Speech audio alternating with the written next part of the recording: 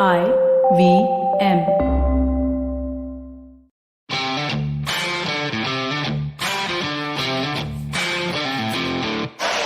Ladies and gentlemen, welcome to episode 47 of The Fighting G.O.A.T, where your host and host, Somesh, the Superhuman Kamra, and Arjun, aka Mystic Chips, will get you the best action because we are back with live action in the sport of mixed martial arts. So we'll be back after this short commercial break.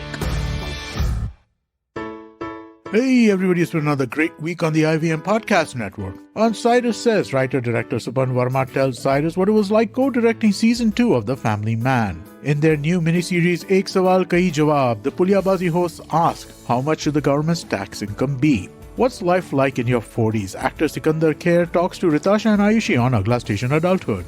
On All Things Policy, the Takshashila folks shed light on a probable global treaty for pandemic management. And on Say No to Drama, Chetna explains how to give up on the stress of not finding solutions to our problems right away. Do follow us on social media. We're IVM Podcast on Twitter, Facebook, Instagram, and LinkedIn. And remember, if you're enjoying this show or any of our other shows for that matter, please do tell a friend. We really do appreciate the word of mouth.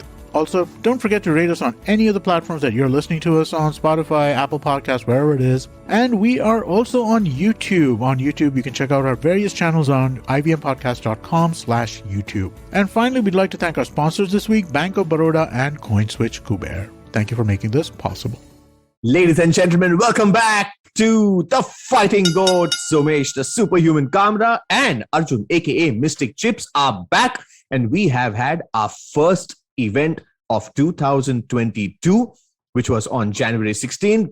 Calvin Qatar taking on Giga Chikadze. Chips, we are back in action after 4 weeks. After 4 long weeks. It was such a, it felt like we were punished, honestly. It was like a punishment. It was. This is the longest break I've taken from mixed martial arts. Like, first week was great. You're like, nice, Sunday I can do other things. I don't have to wake up at the crack of dawn. Yes. And then I was like, week number 2, it was like, okay, good. It's feeling nice. And by the 3rd week, I was like one drug addict rubbing my hands. I was like, where's the action? Where is it? And I was just started watching replays of old fights.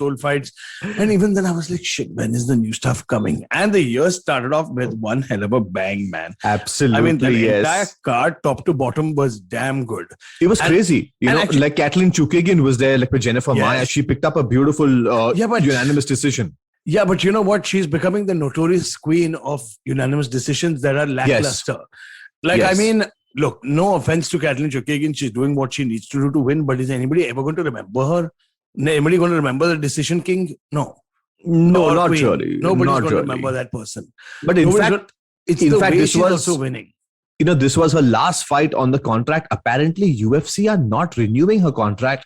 She has asked for a renewal and they have declined it. They're like, nope, we're not interested in renewing the contract. See, that's the thing. That's what I mean. It's like when you have a fighter who's still on she can make the argument for, till the cows come home, saying that she's on a winning streak.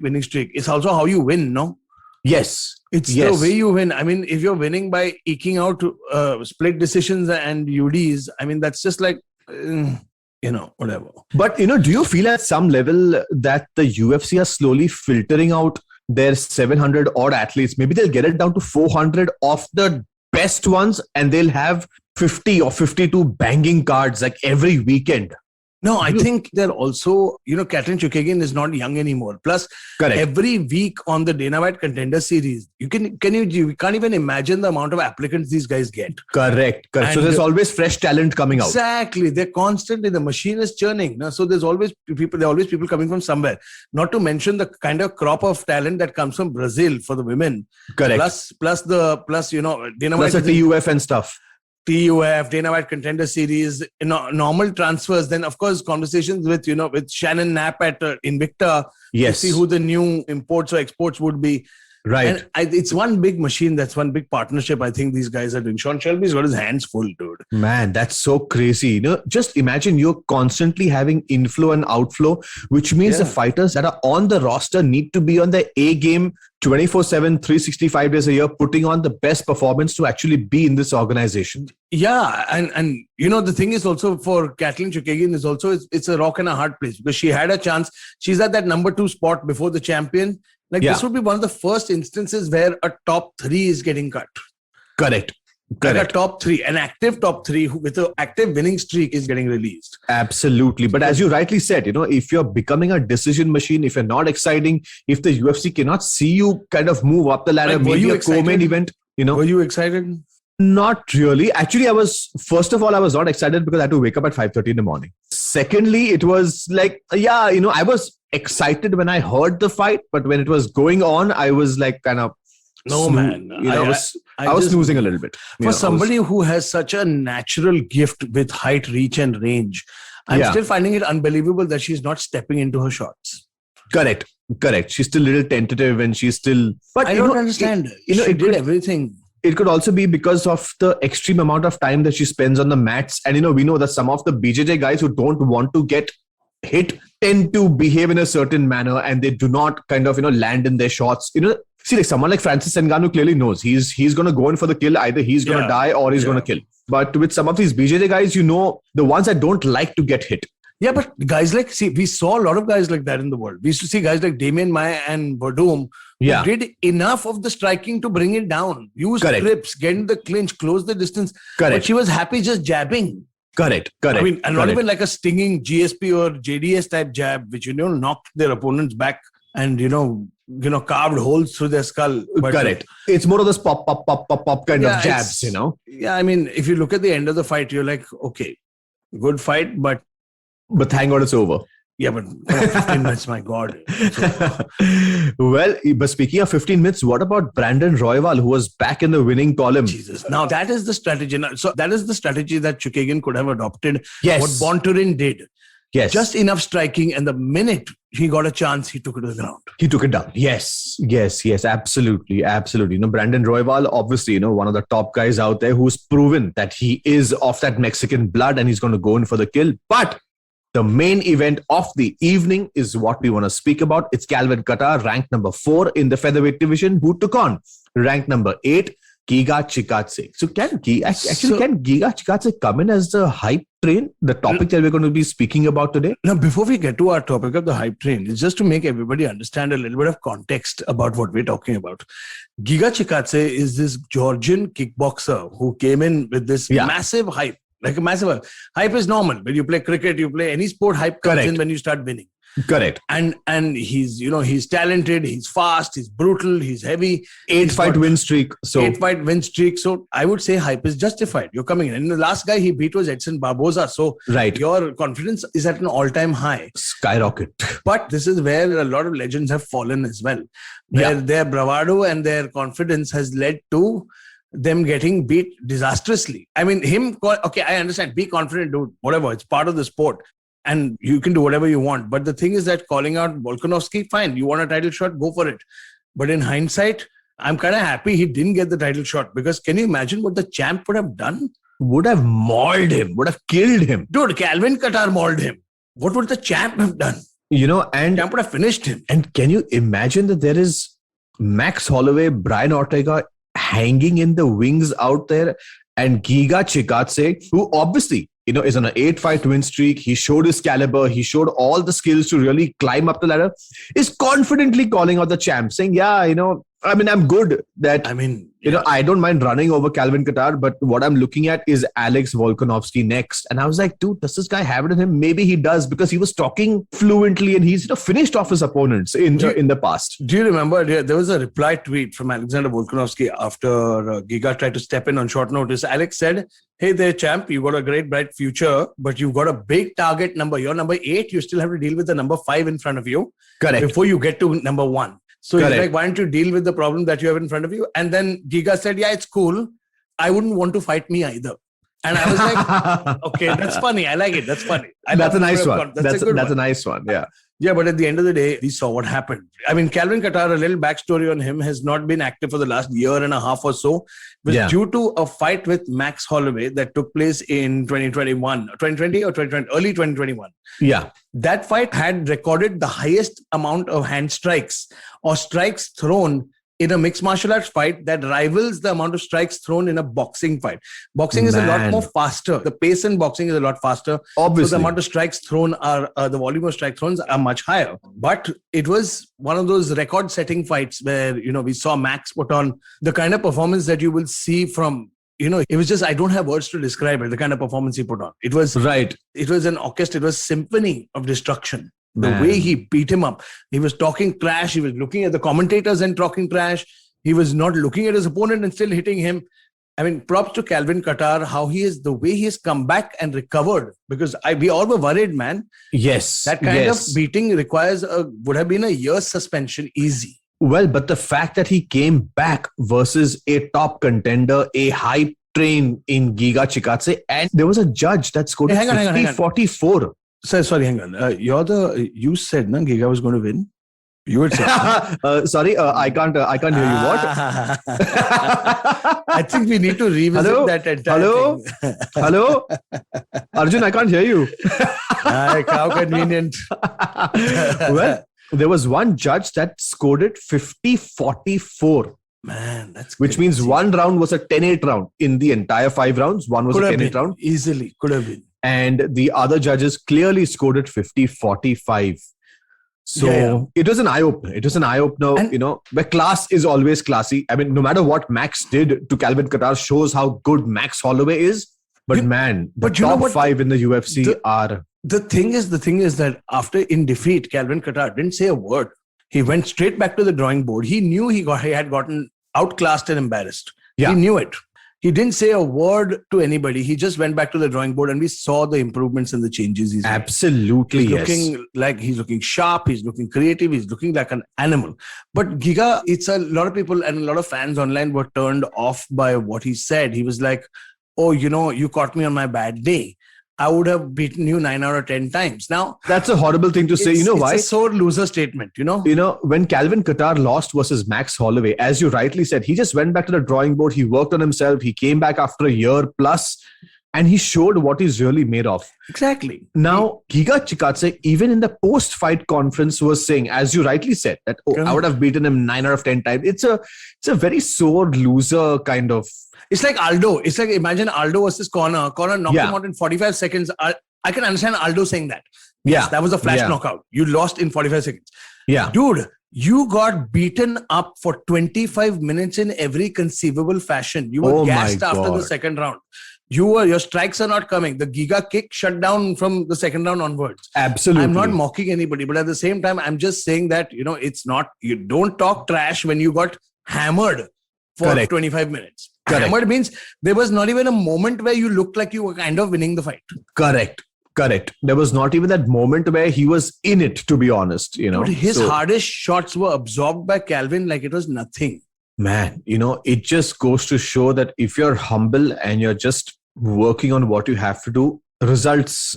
You can talk your mouth through. You can be a Conor McGregor. You can earn all the money. But that's why there's only one Conor McGregor, because even though he talked, he still got it done. Correct. He still delivered what he had to.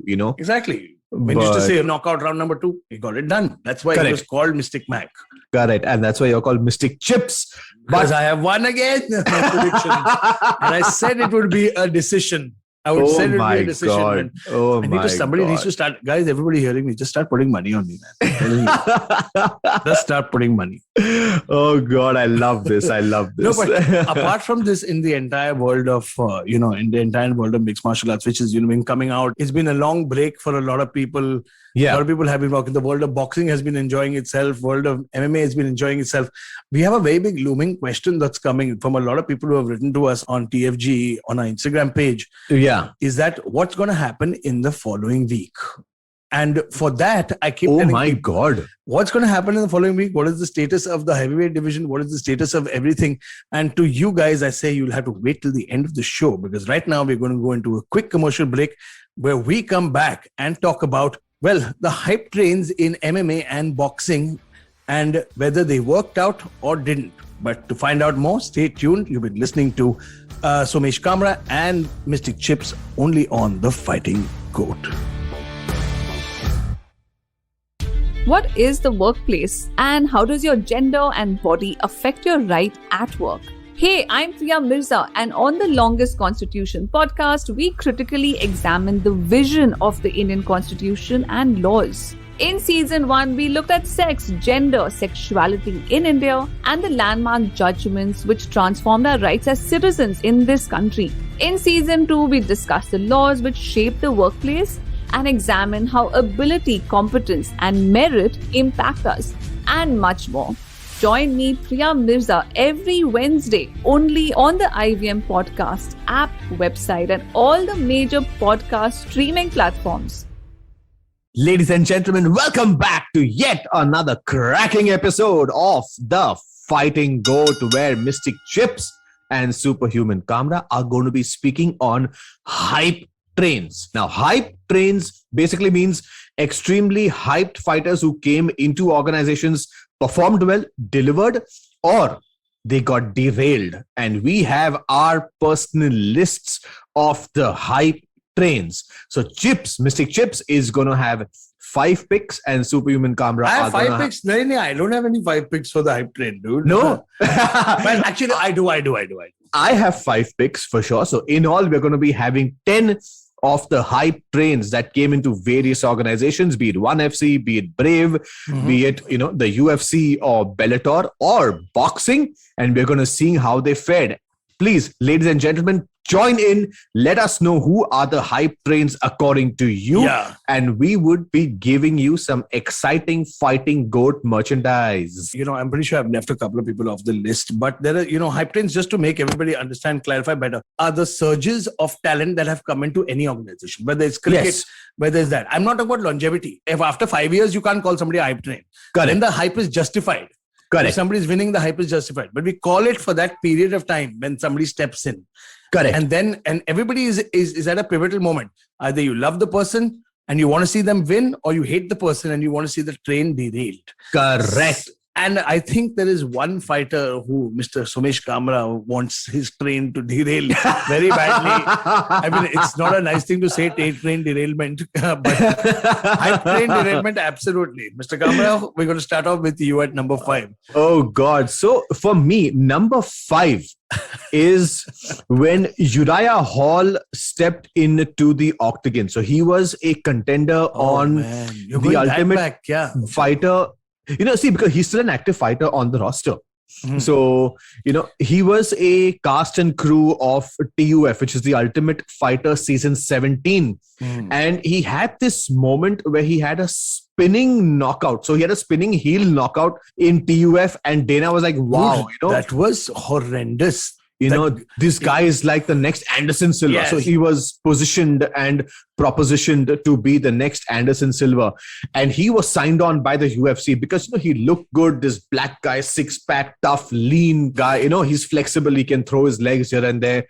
But what a disappointment. When everybody thought this guy would be the next big thing in the UFC, he turned out to be a flop show where he lost his first couple of fights. Then he won a couple of fights and he moved weight categories, just didn't live up to the hype. Hype was not justified. So the hype was not justified. The hype was not justified. He was positioned to be this, masterclass guy who was coming in, who will kind of, again, be the next Anderson Silva, but didn't live up to the hype. I'm so sorry. That is not even close. So for me, number 5 is Uriah Hall.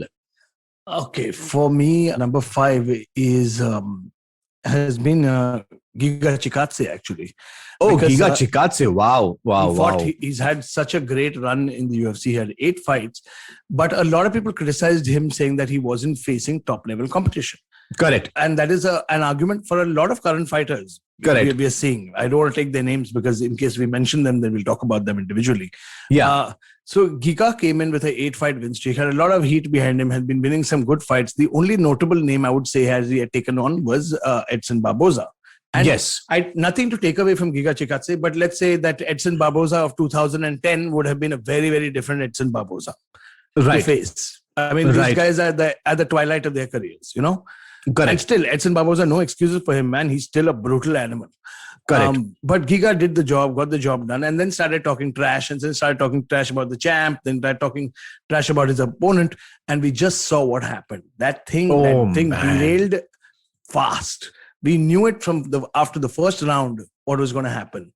We saw it. He was not prepared, and it is the oldest story of the book of how a train derails. Oh man, that is such a good example because it's recent. It just happened, ladies and gentlemen. It was this Sunday 3 days ago that the Giga Chikadze hype train got derailed. Yes, sir. On my number 4 is one of the most devastating knockout artist who's not there in the promotion at the moment, but I feel Mirko Krokop was one of the biggest hype trains that got derailed when he moved from Pride into the UFC.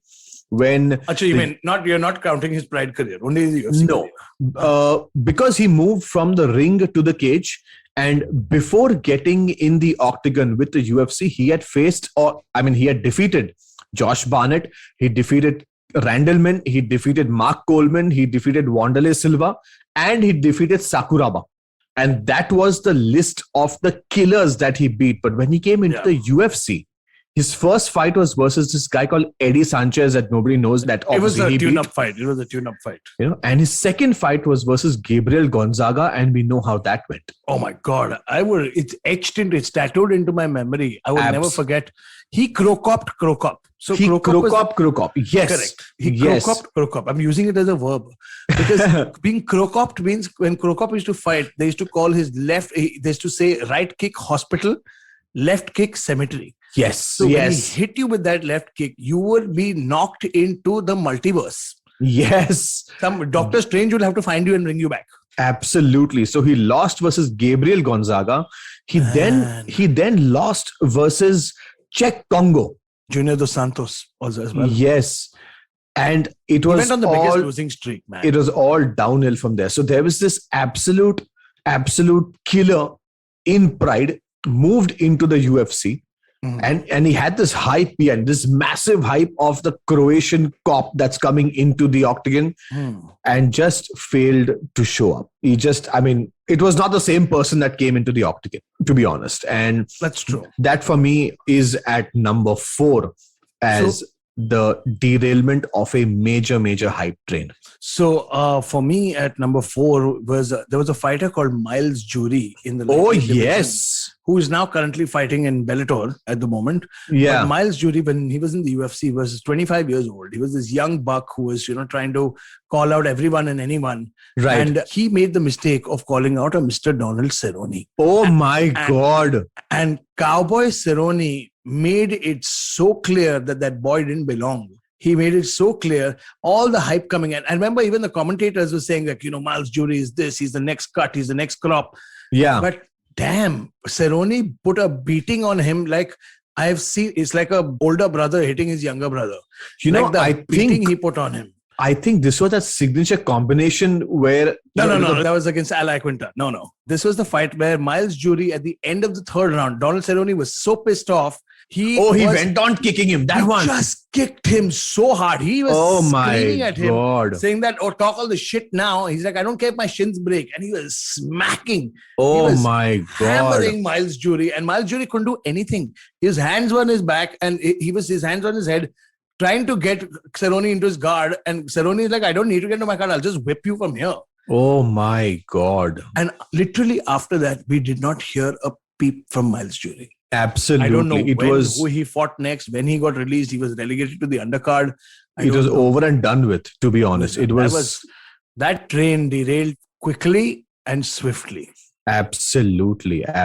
Oh my God. That's such a good pick because it kind of was not in my mind, because you always think of the top guys that derailed, but Miles Jury is such a good pick. Miles Jury. Crazy. But we've got some good fun picks of hype trains that have succeeded. So at number 3, what do you got, Mr. Kamra? Well, I am actually talking about the hype trains that have derailed because I have a few names in that list. Okay, I'm going to talk about some of the ones that have succeeded as well. Right. So number 3 for me is Super Sage Northcutt. Oh my God, I remember Super Sage Northcutt. The fans used to call him the new Dana White prospect. Absolutely. So Super Sage Northcutt is like this karate built kid. He's made for Hollywood, to be honest. He has Tiger Shroff's body. Yeah. He's so aesthetically good looking, and he has a spike hair, blonde guy, good jawline. And as you rightly said, he's like the Tiger Shroff. He could be an extra in a boy band also. Huh? Absolutely, he can. I want it that way. Backstreet Boys mein nahi, but Super Sage Not Cut for me is at number 3 because this guy came in from the Contender series, hyped as always. The flashy kicks, he was jumping here and there. It was almost like Tiger Shroff in this movie called War. It was. Or any movie of Tiger Shroff. Correct. But oh my God. I mean, no movie can define Tiger Shroff's jumps, dude. He can jump in any movie. Absolutely. He can, do what he likes. But oh my God, he... Man. Now I'm thinking of Tiger Shroff jumping around. But yeah, let's get back to Super Sage Not Cut. He only had his inaugural UFC debut fight as a victory, and it went downhill from there. I don't remember the name, but I know that he kind of won his first UFC fight, and post that it's just been downhill. And the amount of opportunities he actually got to prove his talent, and after a while, even Dana White can't do much. They had to release him. He went down to one championship and got his cheekbone, his orbital bone cracked in his first fight. That was Dream. It was Glory Kickboxing, I think. No, it was in one. Are you sure? It was 100%. It was in one championship where that brutal right cracked. No. I think, Somesh, that was in the ring. It was in the ring. Then that's not one. It happened in a ring. I think it was in Glory Kickboxing. I think it was. He didn't go to one yet. He didn't go to one. No? Okay. No, so I think it was in a Glory Kickboxing where he was taking on a very, very high level kickboxer, French kickboxer. Okay. And he needed one punch to land, and that one punch broke the side of his face. Oh my God. That was so brutal that I just cannot get over that. That still kind of rings a bell in my head. And the way he got knocked out was unreal. It was unreal, God. That was the quintessential end of that train. The hype train, I don't know. It was Sage Not Cut is a very good pick because I remember him. There was a lot of hype behind him, and then it just didn't materialize. Right. It didn't. It was just something else altogether. And he in fact even lost to Mickey Gall, and that was his last fight, I guess, in the UFC. And then he lost to Mickey Gall. Mickey Gall was another hype train. Actually, that would be unfair to call it a hype train. Yeah, he wasn't a hype train. CM Punk, who had to face Mickey Gall. No, but CM Punk didn't have a hype train at all. He fought once against Mickey Gall, and then he just disappeared. Yeah, there was no train to hype up anymore. Correct. But coming to my number 3 pick is one of the most favorite fighters that Mr. Kamra's life. I just checked. So it was in one championship only. Really? I'm sorry, I made a mistake then. I remember it being in a ring. Yeah. So one championship has a cage and the ring. So it has both the format. Thai fights, correct. And Sage Not Cut lost in the first round in 29 seconds. 29 seconds. Yeah. The opponent was Cosmo Alexander. That's true. Cosmo Alexander was, oh my God, how could I forget? Cosmo Alexander is a hell of a kickboxer. He is. He's a vicious guy. Anyway, coming to my number 3 pick, actually, my number 3, which I was originally going to say, I'm going to bring it to number 2 because I have an old school number 3 pick. Nice. A hype train that did not really take off. There was a man called Todd Duffy who had come into the UFC as a prime prospect heavyweight. This is before before coming to Super Fight League and all that. Yes. Jazz. I remember him. He was this prime prospect who had scored one of the fastest knockouts against Tim Hague in like 8 seconds or 7 seconds or some such number like that. Yeah. And he came and he landed this boom, one shot, and he was like walking around like, this is the way it's going to be. Yeah. And that train just derailed like that because I don't even remember how quickly that went. I don't remember him even facing a top contender. He didn't face the juniors. He didn't face the Canes. He didn't face the Verdums. That's the next level of competition, to be honest. And Todd Duffy was completely a hype train. I so agree with you. No, he was touted to be this, this new heavyweight prospect. Correct. And he also had that, he had that imposing physique Correct. He had imposing, he had those gigantic muscles and had the power to do it. At heavyweight. At heavyweight, and just couldn't. He just didn't. He also, I remember his last fight was at K1 kickboxing in K1 versus Alistair Overeem. Yeah. This is before Alistair Overeem came into the UFC. So this is clearly before 2015. Correct. And I remember that fight where Overeem just need him into oblivion. My God. This was that my Overeem God. that, was just kneeing people left, right, and center. Like prime Overeem. Man. Oh, man. I don't know. It He took a was- New Year's Eve card or something in Japan. He was doing a New Year's Eve card with Overeem in Japan. And sadly, that didn't work out. It didn't work out. And how, dude? Oh, my God. And that was the You know, last we heard of Todd Duffy. Todd Duffy. Todd Duffy also, I think, fought in Mumbai in the Super Fight League. He fought in Chandigarh. In Chandigarh. Actually. Okay. Along with remember that picture I showed you, that iconic picture of Todd Duffy choking me and Yeah. Luke Rockhold choking me and Todd Duffy holding my nose to make sure I can't breathe. I'm smacking his hand away. Oh, my God. That was a But great memory, man. Todd Duffy, absolutely. So we are now down to the top two of Who's your number two, my of friend? Mystic Chips and Superhuman Kamra. So I initially was looking at CM Punk as my top two, but somehow CM Punk didn't have, he didn't have that Brock Lesnar kind of hype Dude, there behind was him no when train. he was. There was no train. He was obviously following Brock's footsteps, and he said, I'll move from professional wrestling to MMA, and after that Mickey Gall loss, it all kind of went downhill for him. Right. Right. But I would not consider him as a hype train because he didn't get enough hype.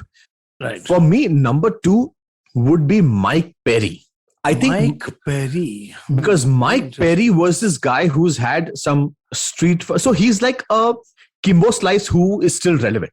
Kimbo Slice would have actually been a great one. So I was in fact thinking of Kimbo Slice also, the late Kimbo Slice. The late. But I was like, let me speak about somebody who's still there and, slightly relevant and stuff, is Mike Perry. Because when Mike Perry came onto the scene, he was known as this guy who fought in boxing, fought in kickboxing, fought on the roads. And now soon to make his BKFC debut. Knocking out everybody. Knocking out everybody. Car, plant, everything. Car, plant, old people, tourists, photographers, flag poles and men, light women. poles. Basically, it's Everybody. a game of GTA. Correct. Yeah. Grand Theft Auto is Mike Perry. Correct. So Mike Perry came in and he was this extremely hyped guy who could knock your light. Yeah, he could put your lights out in a split second. But that one loss to Alan Joban, Yeah. when he lost to Alan Joban, post that, it was all downhill. I think right now he's probably on a 4 or maybe 5 fight losing streak, and then he got cut from the UFC. Yeah. But that one loss changed everything. His mindset changed. He started moving camps. There was a time when his girlfriend used to corner him. Exactly. And I couldn't understand what was happening in that place because he was such a good fighter. Correct. And if he had just gone to a proper camp, and we spoke about the importance of camps so many times. Correct. We speak about it on our Sony shows. We used to speak about it on the Ultimate Guide to UFC on Facebook. Correct. And we talked about the camps, man. I don't know what went wrong. I think it's that loss, like you said rightly. Yeah, so the Alan Joban loss just completely changed his mindset, and it was all downhill from there. So for me, the clear number 2 in this scenario is Mike Perry. That's a good one. Mike Perry is a very good pick. But I'm going to go a little on a happier tone. I'm going to go up in now. I've said 3 negative. I'm going to do 2 positive now. Okay. Streaks that have really, really come out. I would say at number 2 was another heavyweight who came in with the hype of the world was Brock Lesnar. He came Oh in my God. so much hype. But the funny thing is that even though in his loss to Frank Mir, his train didn't derail. He was like, okay, yeah, you caught me. It was more of a, remember when we interviewed Steve Mazzagatti? Yeah. And when Steve Mazzagatti made it so clear, like people still came up to him and said, you know what, like you f***ed up. But Correct. Steve was doing his job. The Correct. shots to the back of the head are illegal, especially from a heavyweight like Brock Lesnar. Correct. Those 2 hammer fists to the back of your head, you'll have 2 concussions per shot. Absolutely. And he was right in standing it up because Brock was looking like he was going to pummel Frank Mir. But the way Brock came back in his consequent fights against Heath Herring, he won the belt against Randy Couture. His hype train continued. He became a 2-time champion. Sorry, it's not called two-time. When you've lost and then you regain it, then it becomes two-time. Correct. But he defended his belt twice. Yes, he defended his belt twice. Yes. Once was against Frank Mir, and then the second time was against Shane Carvin. Only then to lose to Cain Velasquez and retire from the sport altogether. Yeah, so... But I would call that Brock's hype train was justified because he came in as a WWE superstar who had a high-end wrestling pedigree, who was an NCAA Division 1 wrestler. But the way he... we talk about chaining wrestling into MMA. Yeah. Brock was one of the first few heavyweights that chained that, apart from Mark the Hammer Coleman. Yeah. You saw... Brock was one of the fastest heavyweights we ever saw. Well, also... So quick. What people may not realize is that the pick that you made was so apt because when the UFC and Dana White knew that the numbers were dropping, Brock Lesnar was the one that actually got the numbers up. So can you imagine? He fought on UFC 100, 100. I remember that, yeah. And then he got back for UFC 200. I think that was against Mark Hunt, right? Yes, he fought on UFC 200. Man. And that is 100 pay-per-views apart. He was still relevant. He is still relevant. If he comes back today also, he'll be relevant. Absolutely. So, man, what a high... I feel he's on a hype train. He's there as a catalyst. He's always going to be relevant. No, but I mean, when he came in to the UFC, a lot of people, he had so much of hype behind him. And he delivered. He delivered. He became the champion. He was the first entertainment athlete to come over. People thought The Rock would do it. Rock tried. Batista did it. Batista failed at it. A lot of guys tried it. Bobby Lashley tried it. Bobby Lashley failed at it. Yeah. And Brock was the only successful athlete with all that hype coming behind him. Absolutely.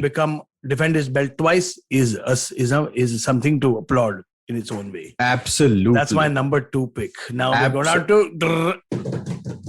The drum rolls have come. Number 1 on the hype train. Again, see, guys, this is a personal bias, So I know where you were going. I know you guys. Say it, so. I knew that you guys may agree with me, may not agree with me, but that's fine. I just feel if somebody has to be hyped, they need to have the skill or the marketing tools, or they need to have something. So for me, private jets, their own hanging out with Machine Gun Kelly. But yeah, so for me, the hype train, which is still relevant, which I feel does not deserve the hype, is Sugar Sean O'Malley. Your hate is very, very clear. Huh? Yeah, so you're not hiding it anymore. No, I'm not hiding it anymore because the man who in the UFC beat somebody like Andre Sukamat, there was Jose Quinez, there was Eddie Wineland. I mean, I'm pretty sure you guys don't even know who these guys are. No, Eddie Wineland, come on, he's a legend in his own right. But of course, 15 years too late. Yeah. But so when this particular gentleman was put against top level competition, his next fight was versus Marlon Chito Vera. Correct, Marlon Vera, yeah. Which happened, I think it was last year. I think you cried also, no? Yeah. It was in the year 2020. Sorry, I mean, I still think it's 2021. You shed a tear. No. So out of happiness. So when Marlon Vera beat Sean O'Malley, of course, I see it's a fight. People win, people lose. But the fact that he says he's still undefeated after that fight. That is the thing. Goes to show the attitude and the fact that he wears robes. So he's 16-1 at the moment. And he's obviously beaten people like, Terion Ware, David Nuzzo, Raulian Paiva, Chris Moutinho. The Chris Moutinho fight was excellent. I still think Coutinho won. Thomas Almeida. So after losing to Chito Vera, he went on to beat Thomas Almeida. Yeah. He went on to beat Chris Moutinho, who sadly doesn't even have a Wikipedia page. And then he went on to beat Raulian Paiva. So, Chris Moutinho doesn't need a bloody Wikipedia. He's a legend. He is Wikipedia. He is the whole of Wikipedia is him only. So my point is that somehow when they put Sean O'Malley versus good level competition, he failed, and now they're trying to rebuild him. So he's one of those hype trains that I feel. Tell me something. How much does it bug you that they're not throwing him into the top 10? His loss versus Chito Vera obviously showed them the fact that it's not going to happen. It's not going to happen. So, what bugs you more? What bugs you more? That he gets 15 or 17 top 15 above fighters, or does he come in on a private jet? Well, both. Well, both, because I believe the UFC are trying to build him, as maybe the next McGregor, or I don't know, because he comes in these flashy clothes. He has a robe that says 15-0, even though he's 16, even though he's 16-1. It's almost going to Vadala and saying New Cuff Parade. Correct. So I don't understand this. For me, the number one slot clearly is Sugar Sean O'Malley. That is a hype train that is supported by a promotion, even though his skill level, okay, I'm not saying his skill level is bad, but we saw how it went down with Marlon Cheeto. Do you want a separate episode to talk about this? Because clearly there are some issues coming out here. You want a separate episode? We'll do it. Well, no, I don't think he deserves so much time on the Fighting GOAT, because the Fighting GOAT is the only legit MMA, boxing, combat sports we podcast. try to be impartial sometimes. We try to be impartial. Try. See, it's like on the Sony show, we have to be impartial because we are hired by a certain organization.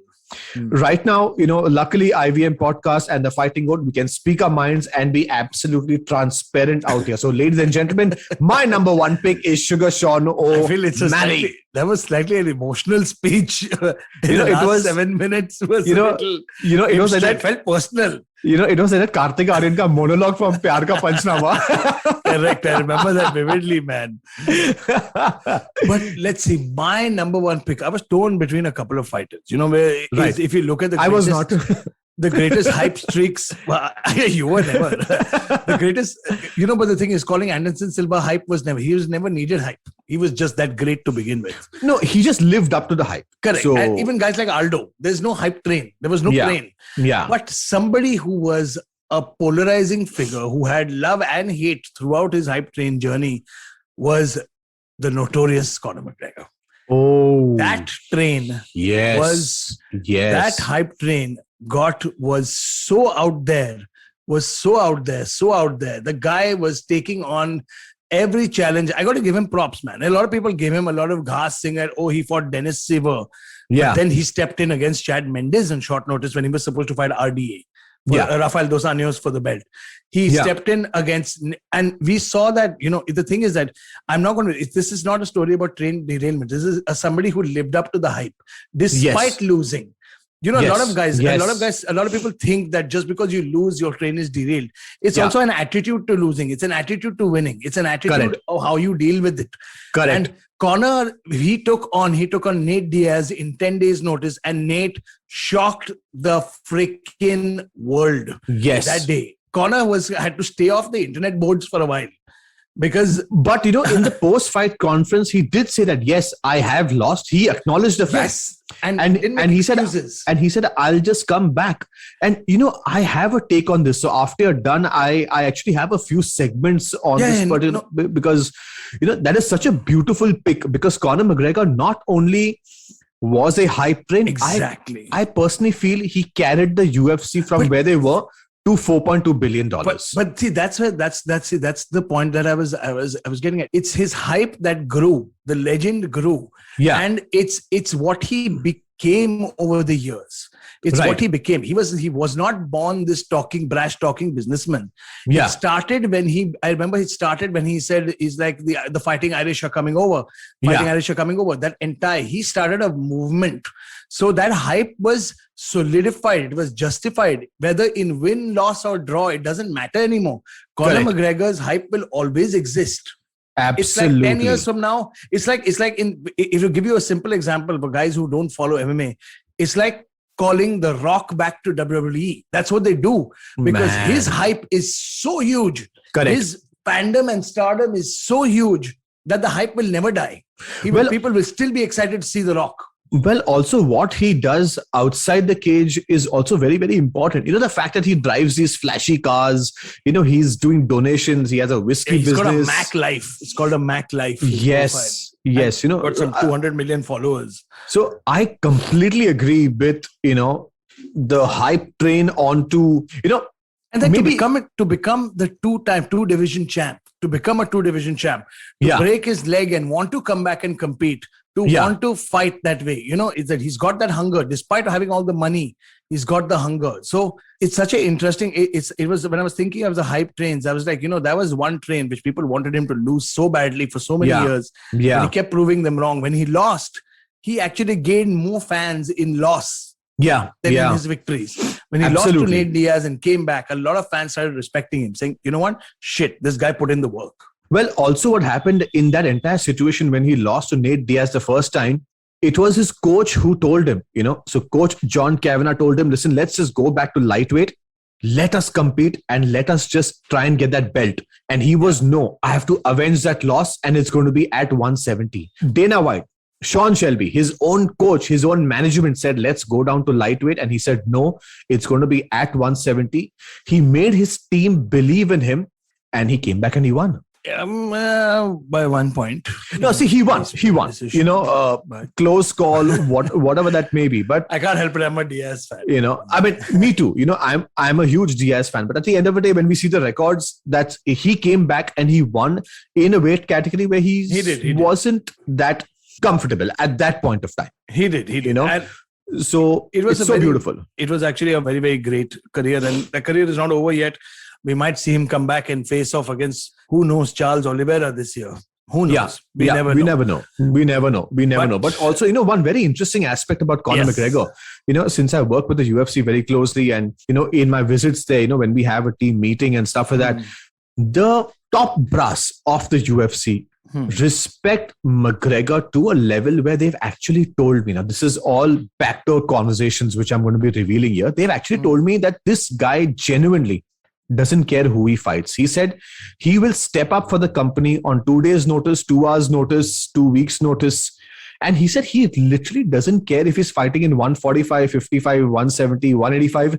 He will go up to any weight category as long as it's the co-main event or the main event. And some fighters are taking 2 years to decide. Some fighters are still taking 2 years to decide. I'm not going to say, you know who it is. I'm not going to say who. But well, yeah. 2 years. I remember Anderson Silva used to jump up on a weekend saying, I'll just come to light heavyweight and knock somebody out. Yeah. And he did that to James Irwin. He did that to Forrest Griffin. He did that to, oh my God, I'm forgetting. And knockouts. That means old age is happening. Well, he faced DC and DC couldn't take him down. And dude, DC took him down, but DC couldn't do anything he was still locked in half guard. Yes. DC, in fact, in the third round, he hurt DC with a body kick. Correct. He had hurt him enough for DC to be worried. Correct. And that was a short notice fight. I think 7 days, 10 days or something on those lines. And props to DC also for doing it. And that's what I'm saying. It's this, Conor McGregor's hype is now has changed into a legend. He's no longer the hype. He's now become the legend that is Conor McGregor. Absolutely. And that being said, has been an awesome conversation with Mr. Kamra. We've had our picks. We've put out the hype trains. We maybe have missed a couple of names. We might be wrong about a few things, but that's an invitation for you to join the conversation. Get in on the ground floor with us on our social media platforms, on IVM Podcasts, at IVM Podcasts on Instagram. And guys, keep watching. We're coming back for our final segment when we discuss UFC 270, the heavyweights clash. And of course, the trilogy ends with Moreno and Figueiredo for that flyweight belt. So don't go anywhere. We'll be right back after these short messages. You're the people pleaser, right? Oh, yes. Or then desperately seeking the one? Oh, wait, you're the one who doesn't think they're ever good enough. Oh. So much drama. And for what? Is it doing you any good? Listen to me. I'm Chetna, your favorite positive action coach. Yes, I'm the one who has been dropping all those truth bombs on every episode. Oh no. And it's time you learn to say no to drama. That's also what my podcast is called. And a new episode is out every Monday and Wednesday on the IVM Podcast app, website, as well as all major podcasting platforms. Ladies and gentlemen, welcome back to the Fighting GO.A.T, where Mystic Chips and Superhuman Kamra just spoke about the hype trains in MMA. Good or bad, we spoke. We have you had a 10-minute emotional segment also. I was like shit, dude. I was joking earlier. I mean, ऐसा भड़ास निकलता हुआ मैंने देखा ही नहीं सालों में. Well, but speaking about hype trains, good or bad, we are going to speak on UFC 270, which is happening this Sunday, the 23rd of January. What's the card? Tell us the card. It's happening on 23rd January. What is the card? Catch it only on Sony 10, 1, 2, guys. But it's so depressing that because of COVID, we would have been opening the show at 7:30 in the morning for the 8:30 a.m. card. We would have had a 1 hour pre-show and a 1 hour post-show. And it is such a tragedy that we are not going to be in the studio for the UFC 270 card. But that being said, please join us at 12 p.m. on Sunday we are doing a special post-show wrap-up of UFC 270 on my Instagram profile where Mr. Kamra will join us. So that is a live Q&A session, a live discussion for half an hour where you guys can come in and ask us your questions live. And we will entertain each and every one of you. Absolutely. So on TV, you don't get to speak to us. You can only write to us via Twitter. But we are doing an Insta Live on 23rd of January at 12 p.m. 23rd January. Huh? Yeah, 23rd January. You can log on to Mystic Chips on Instagram. I will be there live. It's going to be 12 o'clock on 23rd January, right after UFC 270, which is happening in Anaheim, California. Guys, all right, let's go to the fight card now. Come on. The fight card, as of now, that is released, it's only 4 fights. I think they may add one more. It's a 4-fight card at the moment, where Cody Stamann is taking on Said Nurmagomedov. Hey, is that Khabib's brother? I think he's his cousin. Okay. Michael Pereira is taking on Andre Filio. Miguel Pereira. The co-main event in the flyweight division is the trilogy between the Mexican Brandon Moreno and the Brazilian Davison Figueiredo. My God, it's going to be a war. I saw the pictures of Davison Figueiredo. He's looking insane. He's looking in great shape. Let's not count him out, boss. Davison Figueiredo, the God of War, is coming back. And the main event of the evening, of course, could be another hype train between the champ, Francis Ngannou, taking on his former teammate and Frenchman, Cyril Gane. Oh my God. Who's the interim champ? So man, it's a unification of a belt. It's a unification for the belt. So let's get right into it. The co-main event of the evening, Brandon Moreno, who shocked the world and submitted Figueiredo. Or is it going to be Figueiredo coming back for revenge? It's very hard to tell. Figueiredo is not the kind of man who makes excuses. But if you look at that entire scenario, he had just come back from his recovery from COVID. Yeah. He was not in the best shape. He looked sluggish. He did not look like the Davison Figueiredo that we saw in the first fight. Right. But you can see he's found a new strength and conditioning coach. He's found a new dietitian. His new diet. We saw his shape, man. He looks smaller, he's looking sharper, he's looking quicker, he looks so light, he looks stocked, he's stacked, he's very ripped. Correct. He's full of muscle, but he's looking like he's made weight. I think he's looking like he's now embraced that flyweight. Well, remember I used to joke around saying that I want to see Figueiredo on a scale on the day of the fight. Yeah, he's probably at welterweight. He's probably at 165. Easy. Yeah. And I think he's looking like he's settling. Remember when even guys like Aldo, when guys like Khabib, they took a couple of years to settle into a weight class. Yes. Aldo had trouble making weight at 145 for a while. Right. And now he fights at 135. Now he fights at 135. It's all about nutrition and, and exercise.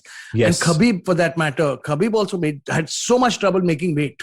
And, to 155. And he still says it's the hardest thing he had to do is cutting that weight. That is why in Eagle FC, we have a 165 category. Yeah, that's fantastic, man. 165 is perfect. Mujhe chahiye 165. We should have I think the UFC should also adopt. I think we should just do free weights. Sab log jisko jisse karna hai kar do. But then it'll be called Pride. Correct. Might as well call it Pride only, no?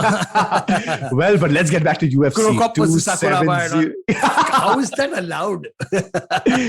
In what universe? But Figueiredo, UFC 270, Figueiredo is looking insane. But we can never count out the babyface assassin, Brandon Moreno, who is there. He smiles. He's cool. He's happy. Brandon's the favorite now. He's the favorite leading into the fight. He is the favorite. He is the favorite. So, Mystic Chips, if I had to put Figueiredo versus Brandon Moreno this Sunday, who is your pick? It's I've been on a little bit of a hot streak where I've been seeing a few things in the mystic ball, so as to speak. Right. Do not misunderstand that for any sort of hallucination. Because here at the Fighting G.O.A.T, we only get drunk. Alcohol, daru. We are also about 25 years of age. So, Maharashtra government, please be cool. No, my point is that I'm seeing sometimes, fighters don't make excuses for their losses. Yeah. Keep their heads down, tend to be some of the most dangerous guys in the world. Absolutely. Davison Figueiredo was a marauder in that division. He got it done. And for the first time in his life, in the last two fights, he faced off against a credible challenger who took the fight to him. And he didn't have an easy way because before that, he was winning in first round finishes. Correct. He was submitting guys in the first round. And now I see this, what he did to Joseph Benavidez twice was nothing short of spectacular. God. I mean, poor Joseph Benavidez, he had to quit the sport after that last loss. He did. And I think this is not the end of Davison Figueiredo. He's going to come back with a bang, and I think he takes his belt back. Oh, wow. So are you saying and new? And new. I'm saying and new. I have two and news. Oh my God. No ways. Okay. So you know what? To be honest, even for this one, I feel you know what? Let me just go on the opposite side. I think it's going to be Brandon Moreno. Let me just make it simple. Let me make it competitive because on the Insta Live that we're doing on the 23rd of January at 12 o'clock, we'll have yet another debate. So why to be on the same boat? I would just say Brandon Moreno. No, there will not be any debate. There will just be Dud ka dud, pane ka pani, boss. They would have realized that Team Kamra is not the one to pick. So is it going to be Model College versus Rajput College in a Jo Jeeta Wahi Sikandar wala scenario? तो शंकर तेरा bike कब आएगा फिर? संजू क्या था बच्चा? संजू का bike तो उसने चोरी किया है to go and meet that chick ना. And then he gets no, what was the brothers name? यार रतन नहीं क्या था? रतन का एक्सीडेंट हो गया तो उसके बाद फुल चॉप हो गया. And then उसने तो पैसे चोरी करके उसने गहने लिए. I know. So until you do all that, we are not talking about Model College versus Rajput College. But yeah, so Team Kamra is going to be and still, which means Brandon Moreno retains the belt. Mystic Chips is going and new. Yes, sir. Which is the Brazilian Davison Figueiredo. And now God of War to the main event of the evening in the heavyweight division. It's Predator time. It's Predator. The Frenchman. Two both are French. Francis Ngannou taking on his rival Frenchman, former friend, former training partner, former well-wisher, Cyril Gane. I love how the way people are now referring to him as a former well-wisher, because there was this Instagram clip that I saw of Francis Ngannou walking past Cyril Gane and his team. Yeah. And considering that they were friends for so long, I don't know what has gone down in the last few months in terms of the bad blood getting so bad that he didn't even look at them. He just walked on past and everybody else stopped in to say hi to Cyril Gane. And Cyril Gane's looking at Francis saying like, "Arey, मैंने ऐसा क्या बोला कि that you're not even looking at me anymore." Correct. And I think these are all mind games that maybe Francis Ngannou is playing. Maybe these are strategies. And the thing is that both these men have been very secretive about what they're doing in their training camps. Well, did we also see this when Usman was facing Burns and Burns thought he'll have a friend standing there, but Usman came in with the heat? Yeah, but the thing is that the difference between Usman and Burns was that Burns had, Burns as good as a fighter as he is, there was a level disparity. Yes. In this contest racing, we typically have a slugger versus a technician matchup because Francis Ngannou has all the power in the world. If he can touch you, he will knock your head off. Absolutely. And Cyril Gane is this next generation, high-level kickboxer, well-rounded mixed martial artist, composed, calm, has a gas tank, has great cardio. And he's been proving that every fight. So it's going to be a very interesting fight to see. Wow. So in fact, it's also Francis Ngannou who clearly said in an interview that when he walked past Cyril Gane, he has no issues with Cyril Gane. It's the coach that he has an issue with. Cyril Gane's and Francis Ngannou's former coach, who was also there, he said he's had a lot of issues with him and he didn't guide him correctly and blah, blah, blah, blah, blah. Don't you feel that Ngannou is also having a lot of issues with the brass, the management? He's been very vocal about his financial situation. Now, don't get us wrong. It's not like Francis Ngannou is out going and buying whatever he wants. It's his money. He can do what the hell he wants. Yeah. But he's using it for humanitarian purposes. He came back money to his village. Yes, still yes. has running developmental programs there, which is a very noble thing to do. And knowing Correct. Dana White, he'll probably help him support him doing that. Correct. He will support, because a lot of fighters that want to do philanthropic work, like how Dustin Poirier has his charity, Correct. Francis Ngannou wants to help his neighborhood, and I'm guaranteed that the UFC would help them out in any way that they can. Well, absolutely, yes. But what's happening right now is, I personally feel there are some of these fighters who get carried away. And when I say carried away, I'm also looking at the fact that, the boxers are calling out Francis Ngannou, Logan Paul, Jake Paul. Tyson Fury, man. Tyson Fury is calling him out, saying, I'll fight you in 4-ounce gloves, in MMA gloves. Correct. And I'm just like, come on. I mean, Francis is not how old is Francis Ngannou right now, man? And is he what? I think he's in his early 30s. I'm not very sure. He's in his early 30s. Okay. Yeah. I thought if he was in his late 20s, that makes sense, because a couple of boxing fights and you can retire. Correct. But the thing is that Francis has all the tools to be a good champion. Oh, he's 35. Right? Sorry, I just checked. He's 35. See, herein lies the interesting part now. At Correct. 35 years of age, and now with his last fight up on his contract, it depends on the manner in which he wins or loses also. Cyril Gane is 31. So yeah, but big difference, man. 31, 35. Do I have to tell you the difference, dude? Come on. Yeah, when you turned 35, I couldn't barely bend down. Yeah. 31, I was doing cartwheels. It's a funny situation here, because now he's on his last contract. It depends now. If Francis Ngannou wins, he becomes, and then leaves, he's in a commanding position for that money. Well, see, I completely agree. But do you think Francis Ngannou's team has also kind of flirted with the idea of one boxing match, maybe $10 million versus $500,000 in a UFC fight? No, that is exactly what he's looking at. He's looking at that big payday, which is fair, man. It's fair. Guys like Woodley went and looked for it after their careers. Right. But you know what? Why don't we appreciate the fact that this man is doing it in his prime? Maybe he doesn't want to wait till he's been knocked out a few times. Well, absolutely, yes. Absolutely, yes. So this is a beautiful background for all the listeners about the main event that's coming up, UFC 270, Francis Ngannou versus Cyril Gane. But before all of that, Mystic Chips, what is your pick? And new. Fourth round stoppage. Oh, really? That's a bold prediction. Cyril Gane is the new champ, according to Mystic Mac. I, again, am going to be going on the opposite boat. I think Francis Ngannou keeps his belt. However, I think he would leave the UFC after this and look on to greener pastures, maybe 1 or 2 boxing fights, and then he calls it a career. Because then he goes back to his village in Cameroon and does charity work. That is what I feel will happen. But for me, it's and still Francis Ngannou knocks out Cyril Gane. But ladies and gentlemen, if you want to win some awesome Fighting G.O.A.T merchandise, please make your picks, tag us, hashtag us on all social media platforms. My Instagram ID is somesh.kamra, and on Twitter, it's somesh_kamra. Mystic Chips, what are yours? So on Instagram, I'm at Arjun Chips, and on Twitter, I'm at the Mystic Chips. So guys, tag us, hashtag us, tag IVM Studios for your chance to win some awesome merchandise and also get into the conversation. So ladies and gentlemen, that is it from the hosts of the Fighting G.O.A.T. We'll see you same time next week, only on ivmpodcast.com. Before that, stay safe, get the jab if you haven't got your second dose as yet, get the booster, wear your mask, be safe, and take care of yourself. We'll see you next week, same time, same place, only on the Fighting G.O.A.T.